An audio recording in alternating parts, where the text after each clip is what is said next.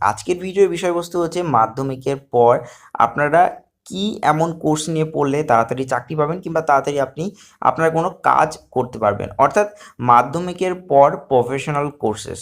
অনেকেই আছেন যারা মাধ্যমিকের পর আর তাদের পড়াশোনা কন্টিনিউ করতে চান না, যেরকম 11 ক্লাস 12 ক্লাস কিংবা গ্র্যাজুয়েশন, তারা প্রফেশনাল দিকে চলে যেতে চান। তো তাদের জন্য কিন্তু আজকের এই কোর্সের লিস্টটি, কিংবা যারা মাধ্যমিক অলরেডি পাশ করে গেছে অনেক বছর আগে, তো তারাও কিন্তু এই কোর্সগুলি করে সেই প্রফেশনাল লাইনে কিন্তু যেতে পারেন। কারণ এখন চাকরির যা অবস্থা, আপনাকে কিন্তু কোর্স আপনার কাছে থাকতেই হবে এবং প্রফেশনালি আপনাকে এগোতে হবে।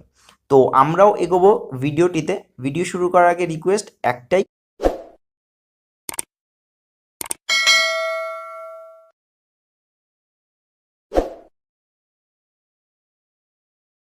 এক এক করে আজকে আমরা 5টি এমন কোর্সের